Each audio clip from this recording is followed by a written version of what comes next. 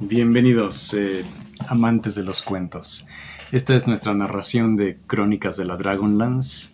En el capítulo anterior tuvimos una breve introducción al universo en sí de Dragonlance con el Cántico del Dragón y al pueblo de Solaz, una breve descripción tanto del pueblo como de la posada del último hogar y su propietario, Otik, y su hija adoptiva, Tika Weyland. Además de la aparición de un anciano misterioso que va a ser entrañable en nuestra historia. Pero bueno, no dejen de ver ese capítulo y vamos al siguiente. Libro 1, capítulo 1. Reunión de viejos amigos. Una brusca interrupción. Flint Fireforge se derrumbó sobre una roca cubierta de musgo. Sus viejos huesos de enano le habían sostenido ya demasiado tiempo y se negaban a continuar sin protestar. «Nunca debería haberme ido», refunfuñó Flint mirando abajo, hacia el valle. Hablaba en voz alta aunque no hubiese ninguna señal de vida en los alrededores. En los largos años de vagabundeo solitario, había adquirido la costumbre de hablar consigo mismo. Golpeándose las rodillas con las palmas de las manos, anunció con vehemencia: «Y maldita sea si decido irme de nuevo». Flint había estado caminando durante todo aquel frío día de otoño, por lo que encontró confortable aquella roca cubierta de musgo, caldeada por el sol de la tarde.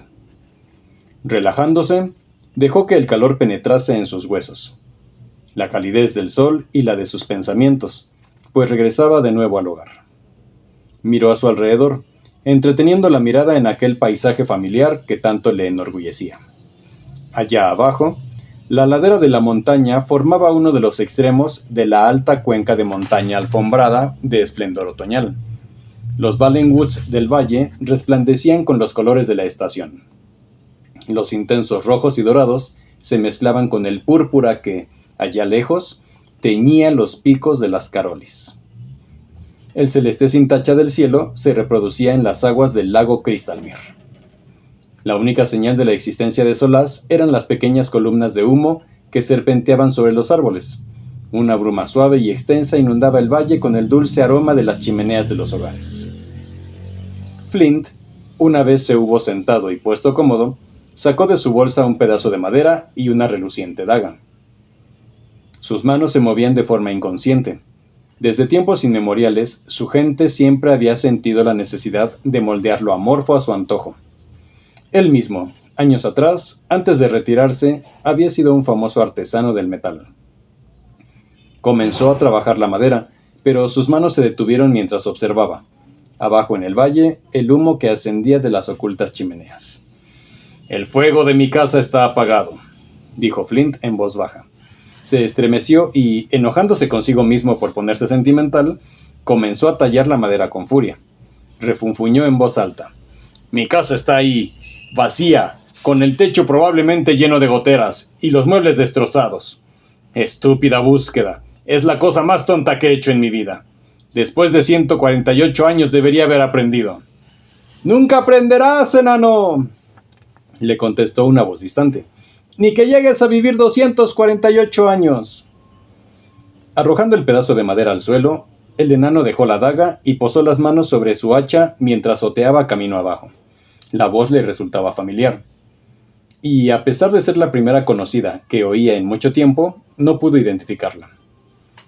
Flint miró con los ojos entrecerrados hacia el sol poniente. Le pareció ver la figura de un hombre que caminaba a zancadas por el camino. Poniéndose en pie, Flint retrocedió hasta la sombra de un inmenso pino para poder ver mejor. El hombre tenía un andar airoso. El garbo propio de un elfo, pensó Flint. Pero su cuerpo tenía la fortaleza y los firmes músculos de un humano. Y el vello facial era indiscutiblemente humano. Todo lo que el enano podía ver del rostro del hombre bajo aquella capucha verde era la piel morena y una barba de color castaño rojizo. De uno de sus hombros pendía un arco y en el lado izquierdo llevaba sujeta una espada. Iba vestido de cuero blando, trabajado cuidadosamente con los elaborados diseños que los elfos adoraban, pero a ningún elfo en Green le crecía barba. A ningún elfo a menos... «¿Tanis?», preguntó dudoso Flint cuando el hombre se acercó. «Él mismo». El rostro barbudo del recién llegado exhibió una amplia sonrisa. Extendió sus brazos y antes de que el enano pudiese detenerlo, rodeó a Flint en un abrazo tal que lo levantó del suelo. El enano estrechó fuertemente a su viejo amigo durante un instante. Luego, pensando en su dignidad, se sintió violento y se liberó del abrazo del semielfo. 5 años y todavía no has aprendido modales, refunfuñó el enano. Sigues sin mostrar respeto a mi edad ni a mi posición. Mira que zarandearme como un saco de patatas. Echó una ojeada al camino. Espero que ningún conocido nos haya visto. Dudo que haya muchos que puedan recordarnos, dijo Tanis mientras examinaba orgullosamente a su amigo. Ni para ti ni para mí el tiempo transcurre como para los humanos, viejo enano. 5 años es mucho tiempo para ellos y solo unos instantes para nosotros, dijo sonriendo. No has cambiado. No puedo decir lo mismo de otros. Flint volvió a sentarse sobre la roca y continuó tallando. Frunció el entrecejo y le preguntó a Tanis. ¿Por qué esa barba? Ya era suficientemente feo sin ella. Tanis se rascó la barbilla. He viajado por tierras que no eran hospitalarias con los que tienen sangre de elfo. Esta barba, regalo de mi padre humano, dijo con amarga ironía, contribuyó a ocultar mi procedencia. Flint gruñó. Sabía que esa no era toda la verdad. A pesar de que el semielfo aborreciese matar, Tanis no era de los que eludían una pelea ocultándose tras una barba. Las virutas de madera volaban. He estado en tierras hostiles a todas las razas. Flint le dio la vuelta al pedazo de madera examinándolo. Pero ahora estamos en casa. Todo eso ya quedó atrás. No por lo que he oído, dijo Tanis volviendo a ponerse la capucha sobre la cabeza para que los últimos rayos de sol no le dieran en los ojos. Los supremos buscadores de Haven designaron a un hombre llamado Hederic para que gobernase Solace como sumo teócrata, y con su nueva religión ha convertido la ciudad en un semillero de fanáticos. Tanis y el enano se volvieron hacia el tranquilo valle. Comenzaban a encenderse luces, por lo que en el bosque de Valenwoods ya se veían las casas de los árboles. El aire del crepúsculo era suave y sereno, impregnado del olor a madera del humo proveniente de las chimeneas. De tanto en tanto se podía oír el débil sonido de la voz de una madre llamando a sus hijos para la cena. No he oído nada malo sobre Solaz, dijo Flint pausadamente. Persecución religiosa, inquisición... La voz de Tanis surgía de las profundidades de su capucha y sonaba inquietante. Era más profunda y sombría de lo que Flint recordaba. El enano frunció el entrecejo. En 5 años su amigo había cambiado. Y los elfos nunca cambiaban. Pero Tanis era solo un semielfo, un hijo de la violencia. Su madre había sido violada por un guerrero humano en una de las muchas guerras que habían dividido a las diferentes razas de Kryn durante los caóticos años que siguieron al cataclismo. Inquisición, por lo que dicen solo para aquellos que se rebelan contra el sumo teócrata. Flint resopló. No creo en los dioses de los buscadores. Nunca lo he hecho, pero no alardeo de mis creencias en plena calle.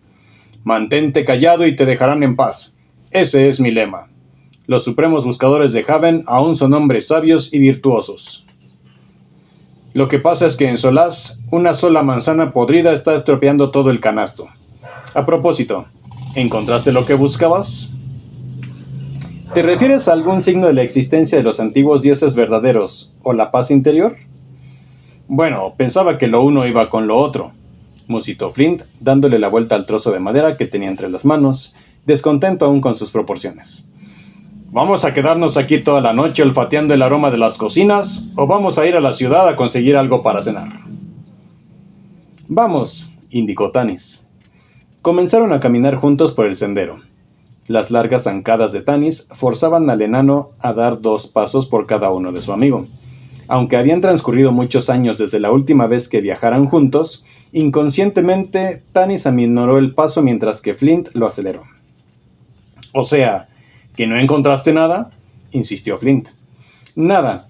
Como descubrimos hace años, en este mundo los clérigos adoran a falsos dioses. Escuché historias que hablaban sobre curaciones milagrosas, pero no eran más que magia y trucos. Afortunadamente, nuestro amigo Raistlin me enseñó a fijarme en lo esencial.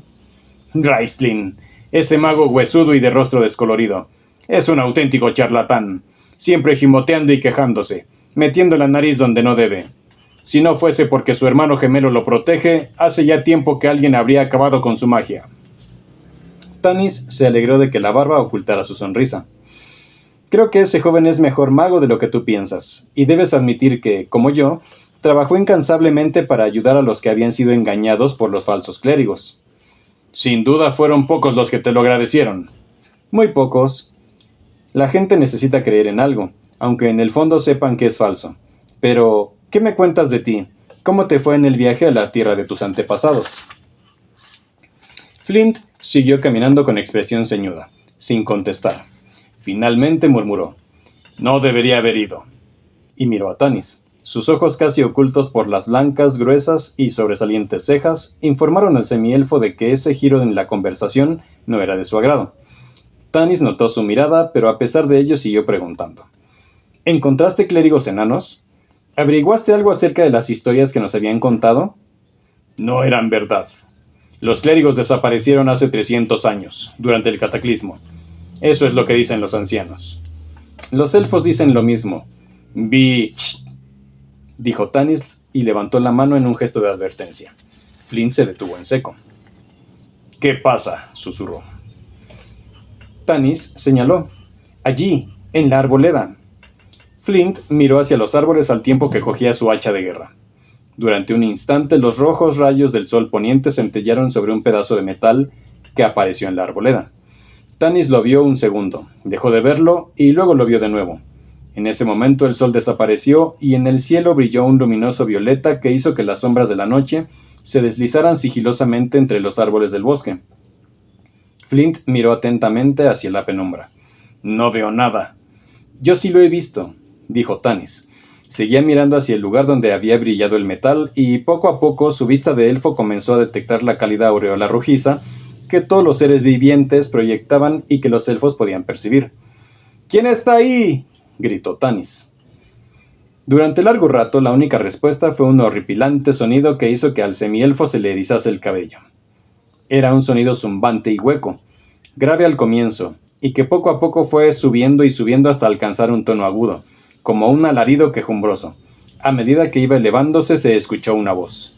«¡Elfo errante! ¡Desvíate de tu camino y olvídate del enano!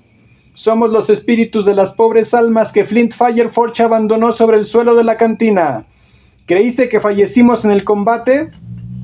La voz del espíritu se elevó a alturas vertiginosas, acompañadas por el quejoso alarido. «¡No! Morimos de vergüenza, maldecidos por el espíritu de la vid, por no ser capaces de tumbar borracho a ese enano de las colinas». La barba de Flint temblaba de furia y Tanis, estallando en carcajadas, se vio obligado a agarrar al enano del hombro para evitar que se lanzara impetuosamente contra la maleza. «¡Malditos sean los ojos de los elfos!». La voz del espíritu se tornó alegre. «¡Y malditas sean las barbas de los enanos!». «¿No te digo?», gruñó Flint. «¡Estás el Hofburfot!». Se escuchó un leve crujido en la maleza y entonces una pequeña figura se plantó en medio del camino. Era un Kender, miembro de una raza que muchos de los habitantes de Krynn consideraban aún más molesta que los mosquitos. De huesos pequeños, un Kender casi nunca sobrepasaba el 1,20 m de altura. Este era más o menos de la estatura de Flint, pero su cara, delgada y siempre infantil, hacía que pareciese más pequeño. Vestía unas polainas de color azul brillante que contrastaban con el chaleco de vellón y con su túnica de hilo. Sus ojos castaños centellaban traviesos y divertidos. Su sonrisa parecía extenderse hasta sus puntiagudas orejas. Bajó la cabeza, saludando burlonamente y dejando que el largo copete de su cabello castaño, del cual se sentía satisfecho y orgulloso, cayera sobre su nariz. Después se incorporó riendo. El reflejo metálico que los penetrantes ojos de Tanis habían detectado provenía de la hebilla de uno de los numerosos fardos que llevaba sujetos con correas a la espalda y a la cintura. Taz les sonrió burlón, apoyado en su hupak, que era la que había producido aquel horripilante sonido que Tanis debería haber reconocido al momento, pues había presenciado en anteriores ocasiones cómo el Kender ahuyentaba a posibles atacantes, blandiéndole en el aire y produciendo así ese alarido quejumbroso. Esa vara es un invento de los Kenders. La parte inferior estaba rematada por una pieza de cobre que acababa en una punta afilada, y el extremo superior se bifurcaba en dos y sostenía una honda de cuero. Había sido tallada de una sola pieza en flexible madera de sauce. Aunque el resto de las razas de Kryn odiaban ese tipo de vara, para un Kender era algo más que un arma o una herramienta. Era su símbolo. Las nuevas sendas requieren una hupak, era un dicho popular entre ellos. A continuación siempre agregaban, todas las sendas son nuevas. De pronto, Tasslehoff corrió hacia adelante con los brazos abiertos. ¡Flint! El Kender tomó al enano en sus brazos. Flint, avergonzado, le devolvió el abrazo sin entusiasmo alguno y rápidamente retrocedió unos pasos. Taz sonrió socarronamente y miró al semielfo. ¿Quién es ese?, exclamó con fingida sorpresa. ¡Tanis! No te había reconocido con esa barba. Extendió hacia él sus cortos brazos. No, gracias, le dijo Tanis sarcásticamente mientras se apartaba de él. Quiero conservar mi dinero. Flint, alarmado, rebuscó en su túnica. ¡Eres un bribón!, gruñó, y se lanzó contra el Kender, que se partía de risa. Ambos rodaron por el suelo. Riendo, Tanis intentó separar a Flint del Kender. De pronto se detuvo y se giró sobresaltado. Demasiado tarde escuchó el metálico tintineo de bridas y arreos y el relincho de un caballo. El semielfo se llevó la mano a la empuñadura de la espada, pero ya era tarde. Había perdido toda ventaja posible. Maldiciendo interiormente, Tanis contempló aquella figura que emergía de las sombras, montando un pony de peludas patas que caminaba con la cabeza baja, como si se sintiese avergonzado de su jinete. La piel gris y manchada del rostro del jinete caía en numerosos pliegues. De ojos porcinos de color rosado, los miraban bajo un casco de aspecto militar. Entre las brillantes y llamativas piezas de la armadura rebosaban las mantecas de un cuerpo gordo y flácido. Tanis sintió un extraño olor y arrugó la nariz asqueado al reconocer el hedor propio de los hobgoblins. Soltó la espada y le pegó una patada a Flint, pero en ese momento el enano estornudó estruendosamente y se quedó sentado sobre el Kender. ¡Un caballo!, exclamó Flint, estornudando de nuevo. «Detrás de ti», le susurró Tanis. Flint percibió un tono de alarma en las palabras de su amigo y se puso en pie. Tasslehoff hizo rápidamente lo mismo. El hobgoblin, sentado a horcajadas sobre el pony, los miraba de forma arrogante y despreciativa. En sus ojos rosados se reflejaban los últimos y rezagados rayos de sol. «Mirad, soldados, ¿con qué locos hemos de tratar aquí, en Solaz?», declaró el hobgoblin hablando el común con fuerte acento. Se oyó una risa animada que venía de los árboles de detrás del hobgoblin. De ahí salieron caminando 5 guardias goblins vestidos con toscos uniformes que tomaron posiciones a ambos lados del caballo que montaba su jefe. «Ahora...» El hobgoblin se inclinó sobre la silla de montar. Tanis observó fascinado cómo la inmensa barriga de aquel ser sepultaba por completo la perilla de la silla. «Soy Thewmaster Toede, jefe de los ejércitos que protegen Solaz de elementos indeseables. No tenéis derecho a salir de los límites de la ciudad después de que oscurezca. Estáis arrestados». Thewmaster Toede se agachó para hablarle a un goblin que estaba a su lado. «Mira si tienen la vara de cristal azul y me la traes», le dijo en el lenguaje graznante de los goblins. Tanis, Flint y Tasslehoff se miraron interrogativamente. Los tres conocían un poco del idioma de los goblins. Taz mejor que los otros dos. ¿Habían oído bien? ¿Una vara de cristal azul? «Si se resisten, matadlos», añadió Thewmaster Toede mientras volviendo a hablar en común para darle más fuerza a sus palabras. Tras decir esto, tiró de las riendas, golpeó su cabalgadura con la fusta y salió galopando hacia la ciudad. «¡Goblins! ¡En Solaz! Este nuevo teócrata tendrá que rendirnos cuentas», profirió Flint. Sacó el hacha de guerra de la funda y con los pies bien firmes sobre la tierra, se balanceó hacia adelante y hacia atrás hasta que consiguió mantener el equilibrio. «Muy bien, ya podéis venir». «Os aconsejo que retrocedáis», les dijo Tanis apartándose la capa de los hombros y desenvainando la espada. «Llegamos de un largo viaje y el día de hoy ha sido agotador. Estamos hambrientos, cansados y llegamos tarde a una cita con amigos a los que hace mucho tiempo que no vemos. No estamos dispuestos a ser arrestados». «Ni a que nos maten», añadió Tasslehoff. Él no había desenfundado arma alguna, pero observaba a los goblins con gran interés. Un tanto amedrentados, estos se miraban nerviosos unos a otros. Uno de ellos lanzó una siniestra mirada hacia el camino por el que había desaparecido su jefe. Los goblins estaban acostumbrados a intimidar a comerciantes y granjeros que viajaban a la pequeña ciudad, no a diestros luchadores fenomenalmente armados. Pero como hacía ya mucho tiempo que odiaban a todas las razas de Krynn, desenvainaron sus largas y curvas espadas. Flint, agarrando con firmeza la empuñadura de su hacha, dio un salto hacia adelante. «Solo existe una criatura en este mundo a la que odie más que un enano ghoulie. ¡Un goblin!». El goblin saltó sobre Flint confiando en derribarlo. Flint balanceó su hacha con absoluta precisión y exactitud. La cabeza del goblin rodó por el camino mientras el cuerpo se desplomaba sobre el suelo. «¿Qué hace una chusma como vosotros en Solaz?», preguntó Tanis a la vez que detenía habilidosamente el torpe ataque de otro goblin. Sus espadas se cruzaron, trabándose en el aire unos segundos. Tanis empujó al goblin hacia atrás. «¿Trabajáis para el sumo teócrata?». «¿Teócrata?».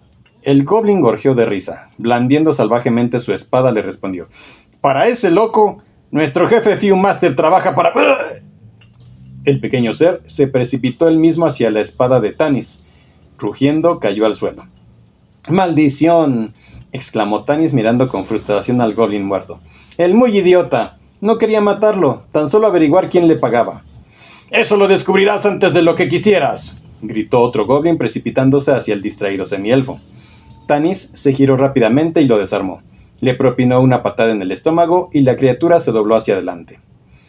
Otro de los goblins se abalanzó sobre Flint antes de que éste tuviese tiempo de recuperarse del anterior ataque. El enano retrocedió intentando mantener el equilibrio. Entonces se oyó la estridente voz de Tasslehoff.